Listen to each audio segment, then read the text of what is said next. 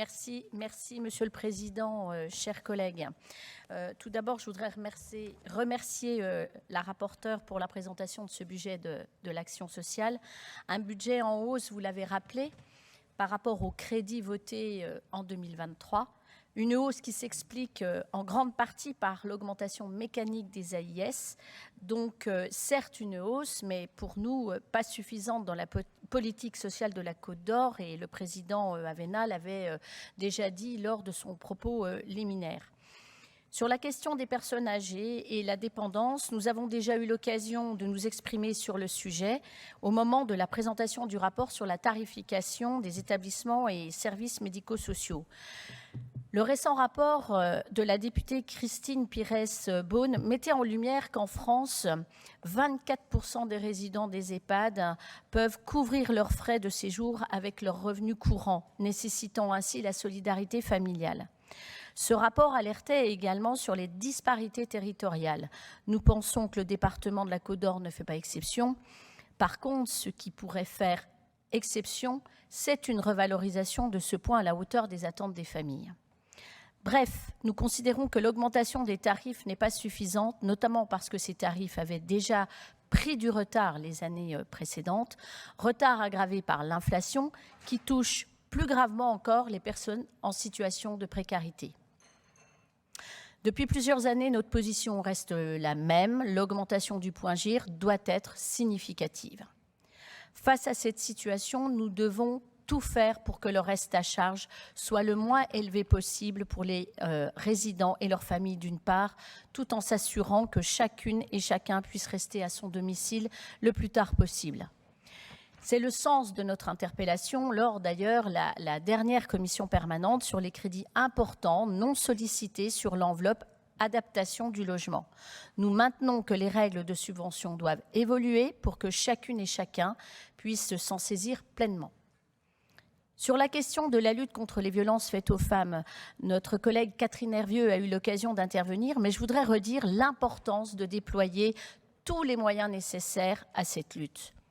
On ne peut plus imaginer qu'en 2024, des femmes battues soient en solution de secours quand elles franchissent le pas de quitter le foyer familial, parfois d'ailleurs avec leurs enfants. Il y a quelques années, les femmes battues, isolées, étaient, entre guillemets, épargnées ou priorisées parce que, pour les logements d'urgence, parce qu'elles avaient des enfants. Aujourd'hui, trop souvent, beaucoup d'entre elles se retrouvent dans la rue faute de place. Alors, je ne cible pas la politique départementale plus que ça, mais c'est un problème dont on doit se saisir pleinement. Et il est aussi bien national, mais on devrait mieux agir et le département doit agir plus fortement en ce sens. Enfin, sur la question de la protection de l'enfance, sujet délicat, nous le savons tous, et plus précisément sur la question de la sortie des jeunes de l'ASE à la majorité. Les récents événements ont conduit les débats à s'axer principalement autour de la question des mineurs non accompagnés. Mais je souhaiterais généraliser à l'ensemble des jeunes confiés au service de l'ASE, dont je renouvelle nos remerciements pour le travail réalisé, que ce soit par les services du département ou les services ou les structures associatives.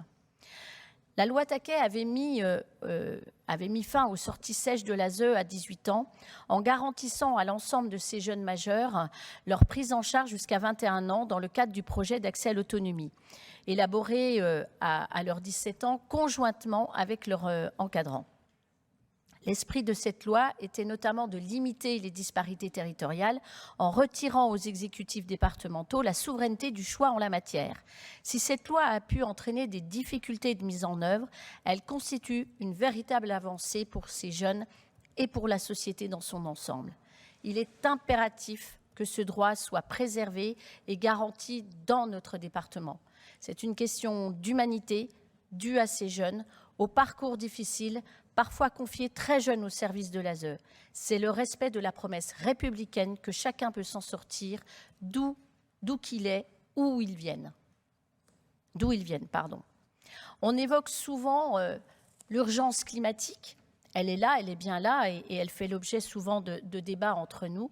Mais il y a aussi l'urgence sociale dans notre pays. Et notre département ne fait pas exception à ce triste constat.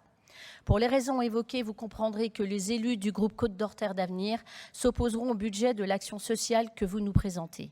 Je vous remercie. Juste avant de donner la parole à la présidente,